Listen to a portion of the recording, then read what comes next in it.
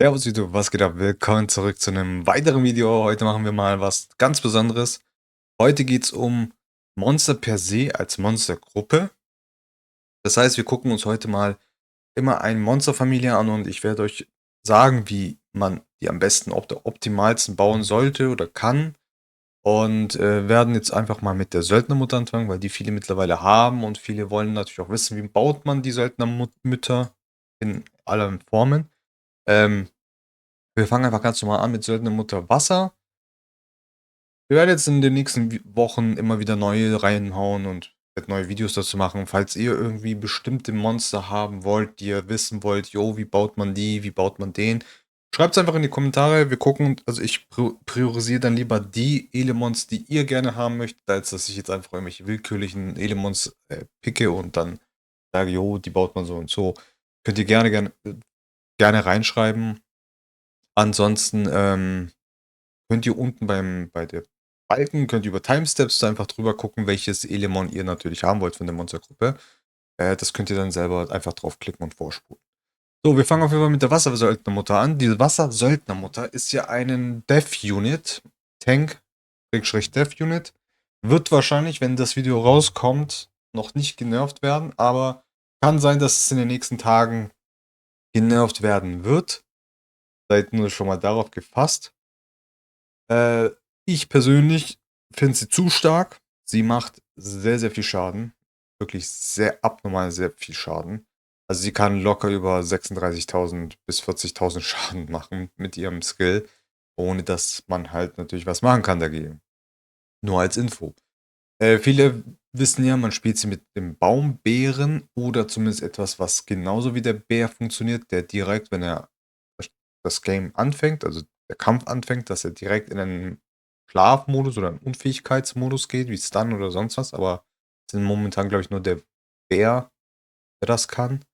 Ähm, Ist sie sofort dran und greift direkt mit der ersten Fähigkeit oder mit der zweiten Fähigkeit an. Wichtig bei ihr ist, sie ist ein Dev-Unit-Element.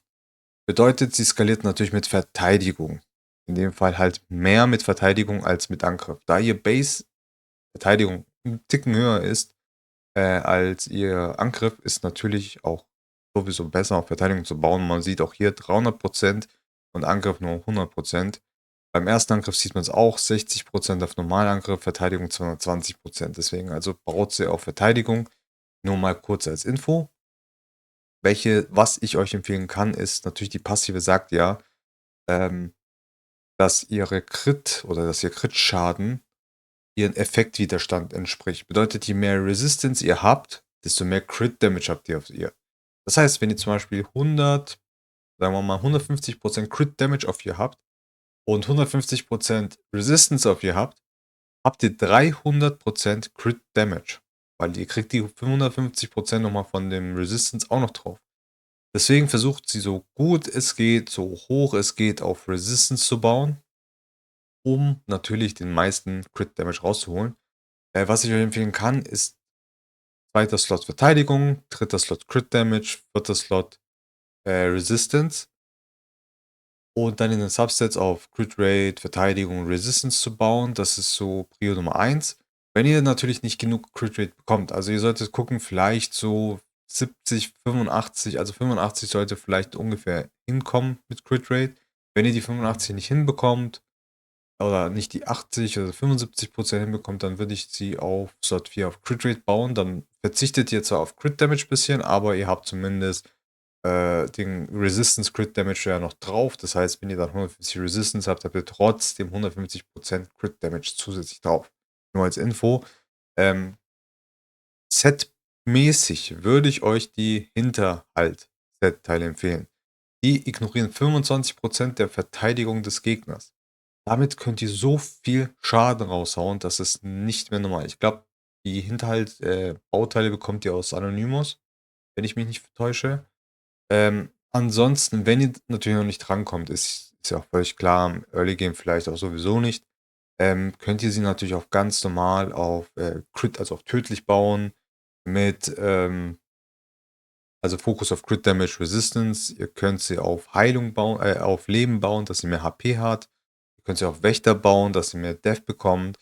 Also, ihr müsst halt auch gucken, dass ihr 'n bisschen zumindest, ihren LP noch ein bisschen höher stacken könnt, weil wenn man ihre Verteidigung ignoriert, ist sie halt tot. Das nur als Info. Deswegen versucht auch ein bisschen auf HP zu gehen, einfach nur als Nebenstat.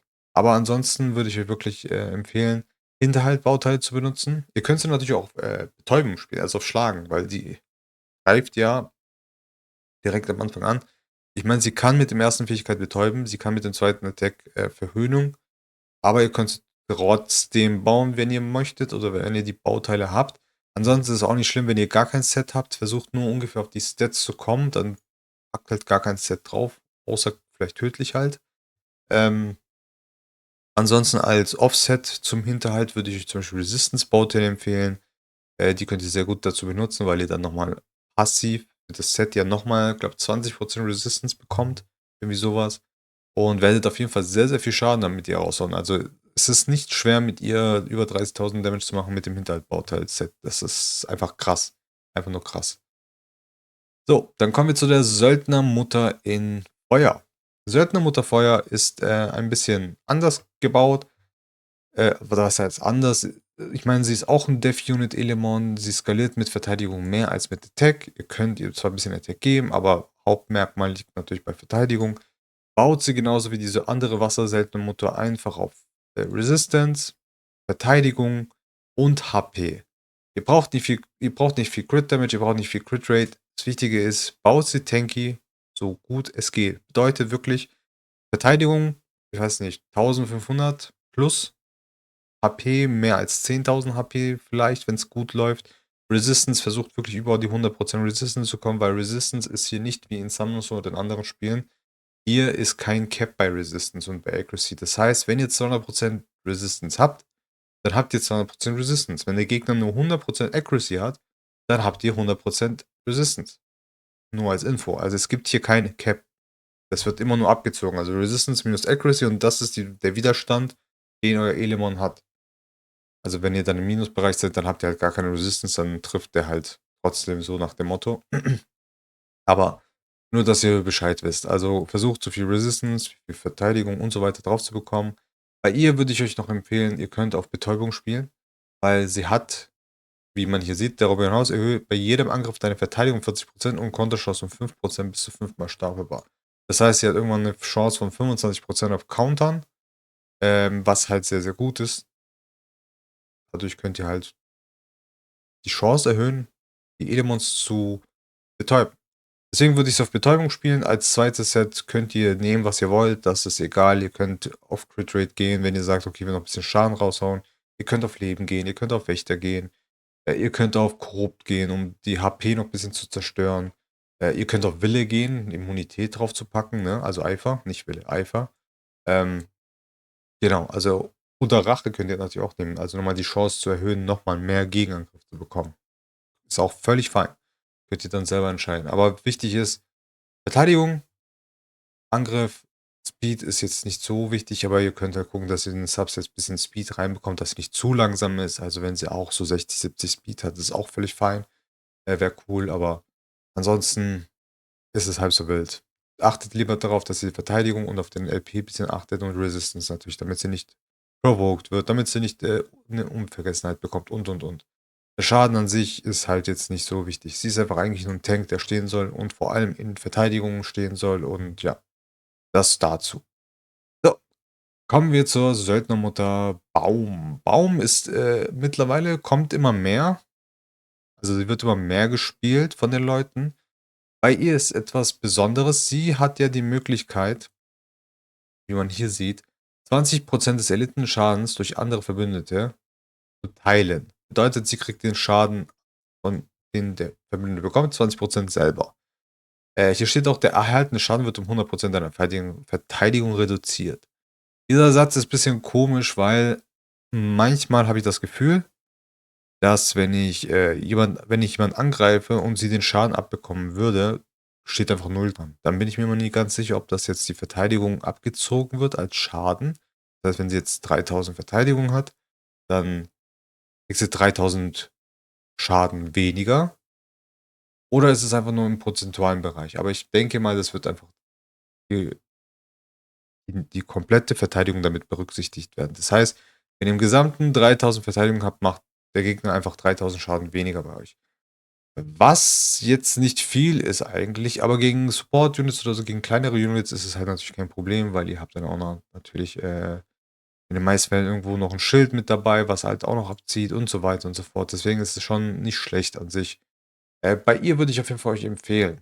Baut Self-Resistance, vertraut mir. Also Söldnermutter sind alle fast gleich zu bauen. Es ist nur ein bisschen so Kleinigkeiten, die anders sind. Baut Self-Resistance, ich sage euch auch warum. Das Ding ist, man hat am Anfang erstmal überlegt, ob das vielleicht ein Bug ist oder nicht.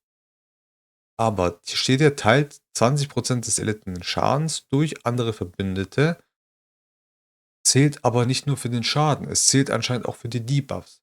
Am Anfang haben wir mal den Entwicklern geschrieben und gesagt so, hey, wenn ich jetzt einem anderen Elemon einen Debuff verursache, kriegt's die Söldnermutter auch. Ist das ein Bug? Und die meinten so, nee, wenn das der Schaden ist, dann wird auch der Debuff übertragen. Steht zwar hier so nicht drin, kann man sich drüber streiten, aber merkt euch das. Wenn euch der Gegner angreift, nicht eure Söldnermutter, sondern jemand anderes, und er bekommt einen Debuff wie Oblivion, Stun oder sonst was, also Unvergessenheit, Oblivion, sorry, dann kann es die Söldnermutter auch bekommen. Die teilt sogar die Debuffs auf sich. Deswegen solltet ihr gucken, dass ihr sie auf Resistance baut, dass sie zumindest die ganzen Debuffs nicht abbekommt von den Teammates. Und guckt halt, dass sie sehr viel HP und Verteidigung hat. Das ist eigentlich so das Einzige, was bei ihr sehr wichtig ist. Sie sollte keinen Schaden machen. Sie hat fast die gleichen Attacks wie, ich glaube, die Feuerseltenmutter, genau die gleichen, ne? Ja, das sind genau die gleichen Skills. Baut sie einfach nur auf Verteidigung, LP und Resistance. Sie muss einfach nur super tanky sein, sie muss nicht viel machen und. Und sie muss einfach nur stehen. Also deswegen versucht sie wirklich zu gucken, dass sie so viel es geht auf Resistance baut. Ihr könnt auch wieder auch bei ihr auf Rache spielen, weil rein theoretisch, wenn sie den Schaden teilt, kriegt sie auch quasi einen Hit. Bedeutet, sie kann auch dann zurück angreifen, wenn der Gegner angreift, wenn der Gegner jemand anderes angreift. Deswegen baut sie, keine Ahnung, auf 3-mal Rache. Dann habt ihr eine Chance von, ich glaube, 45 oder 50% auf Counterattack. Was ich auf jeden Fall euch empfehlen kann, weil sie hat auf dem ersten Skill Verteidigung senken, was nicht schlecht ist. Super gut. Deswegen, und ich glaube provozieren, ne? Nee. Nee, sorry, das war der zweite Skill. Oh, nee. Hier. Betäuben. Genau. Sie betäubt. Eine Runde betäuben und erhöht dann deine Aktionsleistung für 15% Schaden basiert auf ihrer Verteidigung. Also könnt auf jeden Fall auf Rachebauteile bauen. Ihr könnt sie natürlich auf jedes andere Set bauen, was ihr wollt. Ihr könnt sie auf Immunität bauen. Ihr könnt sie auf ähm, Crit Rate bauen, wenn ihr meint, okay, ich will jetzt so ein bisschen Crit Damage machen, ist aber nicht notwendig. Aber guckt halt, dass ihr sie auf jeden Fall sehr tanky macht und Resistance baut. Das ist eigentlich so das Wichtige bei den Söldnermuttern. Ihr müsst nicht viel auf die Sets achten. Die Sets sollen euch nur helfen, die Substats zu erreichen. In dem Fall natürlich Rache wäre optimal. Wirklich bei jeder Söldnermutter wäre Rache wahrscheinlich kein schlechter Pick. Bis auf vielleicht Wasser, da würde ich schon, wie gesagt, da würde ich lieber Resistance gehen. Je mehr Resistance sie hat, desto mehr Damage, ne? Aber sonst an sich halt komplett alles gleich. So. Kommen wir zur Lichtsöldnermutter. Lichtsöldnermutter ist an sich genau wieder gleich. Es ändert sich fast gar nichts bei den Söldnermuttern. Das sind alles, ihr seht ja, die Rolle. Tank, Tank, Tank. Klar, hier steht Core zum Beispiel. Core sind halt Schaden zu machen. Disruptor sind Schwächen oder zerstören, wie es da steht. Bei ihr ist die Aktivierer. Ist natürlich nochmal eine kleine andere Rolle auch bei ihr, aber in der Regel ist es einfach nur ein Tank, der supporten soll. Und das Einzige, was sie ja natürlich hat, ist die gleiche Fähigkeit wie Wasser und die gleiche Fähigkeit wie jede andere Söldnermutter. Das Einzige, was sie als Passive hat, hier Gegner mit niedriger Verteidigung haben bis zu 35% Chance auf einen Streifschuss, wenn sie Verbündete mit höherer Verteidigung angreifen. So. Bedeutet, Verteidigung ist natürlich wieder hier A und O. Dieser Effekt stapelt sich nicht mit ähnlichen Effekten. Jedes Mal, wenn du angreifst, heilst du alle Verbündete um 30% des verursachten Schadens und jeder Debuff, den du anwendest, hat eine 100% Chance, zusätzlich auf einen anderen Gegner übertragen zu werden. Bedeutet, ihr baut sie auf Rache. Ihr wollt hitten, ihr wollt die ganze Zeit angreifen. Wenn sie gehittet wird, wollt ihr, dass sie einen Gegenangriff macht. Wenn sie Ähm, genau, also auf jeden Fall wichtig, dass ihr sie auf jeden Fall auf Rache baut, damit sie einfach immer wieder heilt. Es ist quasi ein bisschen wie Jean, wenn ihr noch Jean kennt von Summoners War. Sie ist ja auch so ein bisschen, aber dadurch, dass sie ja noch diesen Resistance-Buff hat, wo sie dann alle unbesiegbar macht, Resistance Lead hat und den Unbesiegbarkeitsbuff hat, ist Jean natürlich nochmal einen Ticken besser als die Söldnermutter in Licht. Aber ist trotzdem nicht verkehrt, weil sie tut trotzdem 30% vom HP heilen, oder vom Schaden heilen. Ähm, aber ich glaube, das ist ihr eigener Schaden. Das heißt, ihr müsst halt gucken, dass sie halt auch Damage macht. Natürlich, klar. Weil sonst heilt ihr auch nicht sehr viel. Also baut sie auf jeden Fall auf Crit Damage, Crit Rate, Verteidigung sehr, sehr gut. Ihr seht ja auch, die Skalierung ist genauso wie bei der Wassersöldnermutter. Klar, sie hat ja nicht diesen Resist-Buff, den sie natürlich noch mehr Crit Damage macht. Also sie wird auf jeden Fall nicht den Schaden raushauen, den eine Wassersöldnermutter raushaut. Was ich auch ein bisschen übertrieben finde, dass Wassersöldnermutter stärker ist als eine Lichtsöldnermutter. Müssen sie wissen, aber wird bald genervt. Seid drauf, also freut euch drauf. Also ich freue mich auf jeden Fall, dass die Söldnermutter genervt wird im Wasser. Das ist einfach zu OP. Zu OP im Wasserelement. Ja, also wie gesagt, die Buffs werden auf den Gegner übertragen, den sie verteilt. Das heißt also sowas wie Provoke, Stun. Deswegen ist es schon gut, auf die Rache zu spielen, weil dann kann man auch den Stun jedes Mal auf alle Gegner bekommen. Die Chance ist ja bei 100%.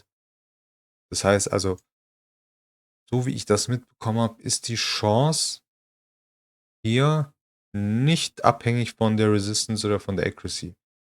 Heißt, dass das eigentlich immer zu 100% passiert, dass der Debuff auf jemand anders überspringt. Also die Chance, jemanden zu stunnen, den man angreift, wird auf jeden Fall von Accuracy und Resistance betroffen sein. Aber die Übertragung auf einen anderen wird wahrscheinlich nicht von Accuracy oder von Resistance betroffen sein. Heißt, ihr werdet zu 100%ig einen Gegner stunnen. In dem Fall halt, wenn ihr dann auf Stun geht oder Verteidigung brechen und so weiter. Aber wie gesagt, also baut sie auf Rache, baut sie auf Damage, Crit Rate, Crit Damage, Verteidigung, bisschen HP. Guckt, guckt nur hin, also guckt nur darauf, dass ihr nicht krampfhaft versucht, sie auf Fett Schaden zu bauen. Versucht wirklich die Hauptstats, so wie Verteidigung, Resistance, so hoch es geht, zu bekommen und verzichtet dann lieber auf Damage, als dass sie jetzt krampfhaft versucht, sie auf 100% Crit Rate zu bauen, mit 130, 150, 160 Crit Damage zu bauen und dann nur 800 Verteidigung habt oder so, oder 40% Resistance habt. Das ist natürlich nicht der Fall, also nicht the way to go. Ihr solltet das nicht machen. Ähm, Versucht auf jeden Fall echt zu gucken, dass ihr die Prio-Stats definitiv hoch genug bekommt und dann in den Substats halt so ein bisschen Crit Rate, Crit Damage noch ein bisschen reinbekommt und dann guckt halt, dass ihr sie stark genug bekommt. Aber auf jeden Fall Rache-Sets sehr, sehr gut. Betäubungsset könnt ihr auch natürlich draufpacken. Also einmal Betäubungsset, ein Vierer-Set und dann halt noch ein Rache-Set. Oder ihr baut 3 Rache-Sets auch drauf, ist auch völlig fein. Ich meine, je öfter sie angreift, dann hat sie, also, je höher. Was ist mit meinem Deutsch heute los wieder? Deutsche Sprache, schwere Sprache. Je höher die Chance auf 'n Gegenangriff, desto mehr wird sie das Spielfeld kontrollieren. Bedeutet, je öfter sie angreift, desto mehr Stunts, Verteidigung senken und so weiter wird kommen und je mehr wird sie auch heilen, ihre Verbündete. Deswegen guckt, dass ihr sie wirklich tanky ohne Ende baut, mit viel Resistance, Verteidigung, LP und dann noch ein bisschen mit Crit Rate, Crit Damage auf jeden Fall auf Schaden geht. Das ist auf jeden Fall sehr wichtig bei ihr. So, dann kommen wir zur Dunklen. Die Dunkle ist ein bisschen tricky. Ich bin der Meinung, die Dunkle funktioniert noch nicht so gut, wie sie sollte, weil die kann man super einfach countern. Nimmt einfach 'n Dark Clockwork und die fällt weg. Ich habe noch nie gesehen, dass 'ne Dark Söldnermutter das überlebt hat. Keine Chance. Das Problem ist bei ihr, sie kriegt ja immer ein Schild. Nachdem du angegriffen wurdest, erstelle ein 2 Runden Schild, dessen Menge 240% deiner Verteidigung entspricht. So, 240% der Verteidigung. Das ist einfach nur 2,4 multipliziert. Deswegen versucht ihr natürlich so viel Verteidigung, wie es geht, auf sie zu bekommen, damit das Schild so hoch wie es geht stackt. Der nächste Nachteil bei ihr ist natürlich, sie wird trotzdem, wenn man die Verteidigung ignorierenden Schaden austeilt, wird sie instant sterben. Weil die meisten bauen sie voll auf Verteidigung, was ja auch okay ist, weil sie denken, jo, je mehr Verteidigung, desto besser für mich, weil dann habe ich mehr Schild. Jetzt stellt euch vor, wir können es ja gerne ausrechnen. Jetzt stellt euch vor, ihr kriegt nur den Rechner raus. So, wir haben 881 Verteidigung. Wir kriegen jetzt, sagen wir mal, im besten Fall, ihr versucht so viel Verteidigung wie es geht. Ihr habt jetzt 2000 Verteidigung draufgepackt. So, gehen wir von 3000 aus. Komm, wir runden es auf. Warum? Was soll der Geiz? Oh nee, das wollte ich nicht. Ups. Was soll der Geiz? 3000. So, 3000 Verteidigung habt ihr insgesamt jetzt auf dem Melemon. Vielleicht mit Tower und so weiter, ne? So, und jetzt steht ihr dran, 240% deiner Verteidigung. Man hat Schild. So, mal 2,4 sind 7200 HP Schild. So, ihr habt jetzt aber nur 16.000 HP. Weil ihr noch plus 6000 habt. 16.000 HP plus 7200 Schild. Ah ne, ich habe 1600 gemacht, sorry. 16.000 plus 7200. 23.200. Das ist nichts. Also meiner Meinung nach muss die Söldnermutter noch gebufft werden, weil der Schild ist viel zu niedrig für das, was man bekommt. Klar, gegen andere Elemons, die halt, ne, die halt nicht die Verteidigung ignorieren, ist es super strong. Aber ein Clockwork macht, ein guter Clockwork macht über 40.000 Schaden. Ignoriert Verteidigung. 40.000. Und da ist noch nicht mal Hinterhalt drauf. Jetzt stellt euch vor, der Clockwork wird noch wird noch ein Hinterhalt-Bauteil-Set haben. Ihr würdet halt locker über 50.000 Damage machen. Das hält keine Söldnermutter auch durch. Und das ist ein Freestar-Clockwork, ne? Wollte ich nur mal so erwähnen. Deswegen, also die Fähigkeit ist leider nicht stark genug. Deswegen baut sie bitte auf HP. Baut sie am besten auf 40.000 HP. Vertraut mir. Die meisten Leute werden sie nur auf Verteidigung bauen und das ist gar keine gute Idee. Die wird sofort instant sterben. Weil hier steht zwar, nachdem du angegriffen bist, erstelle einen 2 Runden Schild, beste Menge 42% deiner Verteidigung entspricht. Konterangriffe gegen den Feind, wenn du mit einem Schild angegriffen wirst, zusätzlich erhöht sich deine Schaden um 50% der Schildmenge. Ja, sie kann Schaden dann austeilen. Bisschen. Aber glaub mir, das wird nicht der Fall sein. Wenn ihr mit einem Clockwork kommt, ist sie sofort tot und die wird nicht mal überleben. Sie kann so viel Verteidigung haben, wie sie will. Also um die Verteidigung so hoch zu bekommen, dass sie ein Clockwork überlebt, ist einfach nicht möglich. Deswegen baut sie auf HP. Am besten wirklich so über 40.000. Ihr habt gesehen, also meine Clockworks machen 40.000 Verteidigung Schaden. Deswegen versucht sie wirklich auf HP zu bauen. Sie hat 10.000 Base HP, was nicht schlecht ist. Wenn ihr jetzt 30.000 HP hättet, nehmen wir mal an. Wir können es auch gerne mal ausrechnen, falls jetzt jemand sagt, hey, Apo, du redest scheiße. Ne, das ist ein Dev-Unit, man muss sie auf Dev bauen. Nein. So. Sagen wir mal, sie hat 40.000 HP. Und ihr habt nur 1000, also ihr habt nur plus 500 Verteidigung. Jetzt gehen wir davon aus, okay, wir haben jetzt 40.000 HP. Das ist unser Lebenspunkte. Und jetzt rechnen wir mit den 881. Okay. Plus, sagen wir mal, wir haben nur 500 Dev jetzt drauf, okay? So. 1381 mal 3,4. Weil wir kriegen ein Shit. Sind wir bei 3300. Okay? 3300 plus die 40.000. So. Und jetzt erklärt mir mal, welche Söldnermutter, also welche Variante von den Söldnermuttern wird mein Clockwork überleben? Die Variante, die mehr auf HP gebaut ist, oder die Variante, die mehr auf Verteidigung gebaut ist? Natürlich die auf HP gebaut ist. Und vor allem, es ist ja auch nicht mal nur für den Clockwork. Für jedes andere Element ist sie trotzdem noch stark genug. Die hat 40.000 HP. Ich meine, ja, es ist schwer, 40.000 HP jetzt erst zu bauen, als Early Gamer oder so. Aber glaubt mir, früher oder später werdet ihr 40.000 HP ohne Probleme schaffen, mit Türmen, mit den richtigen Sets, Sets, dann noch die ganzen Verstärkungssteine und. Also ihr werdet auf jeden Fall noch einiges noch bekommen und ihr werdet auf jeden Fall locker über 40.000 HP locker kommen. Am Anfang kommt man eher weniger auf 40.000, aber jetzt mittlerweile, wo man so Grinds hat und bessere Bauteile farmt, und bessere Rolls langsam und Stück für Stück bekommt, kommt man wirklich langsam immer mehr. Also meine Elemons haben im Standard jetzt mittlerweile echt, also tankige Elemons, haben alle mittlerweile wirklich über 30.000 HP im Schnitt. Manche 40.000 drüber, manche bisschen drunter. Aber es kommt, weil man kriegt auch die ganzen Substats auch besser hin und sonst was. Deswegen würde ich euch empfehlen, auch die Dark-Söldnermutter auf Fett HP zu bauen. Ist natürlich in dem Fall jetzt anders wie die anderen, aber baut sie auf so viel HP wie ihr könnt und glaubt mir, ihr werdet einige Wins holen mit ihr, als ihr sie natürlich habt. Ich glaube, ich spreche vielleicht gerade hier 2 Leute an, die vielleicht die Söldnermutter Dark haben sollten oder vielleicht auch in Zukunft, damit ihr Bescheid wisst. Außer sie wird, wenn ihr dieses Video anschaut und die Söldnermutter hat hier eine andere Zahl und sie wurde komplett reworked, dann ignoriert, was ich gesagt habe. Dann schreibt in die Kommentare, äh, ich brauche einen neuen Video zur Söldnermutter. Nur als Info.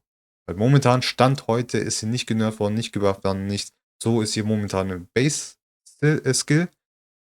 Und deswegen, also jetzt Stand, würde ich das so bauen. Wenn sie irgendwo mal, sagen wir mal, keine Ahnung, in einem Monat auf einmal 1000% ihrer Verteidigung bekommt, dann ist das natürlich was ganz anderes, Leute. Dann reden wir über was ganz anderes.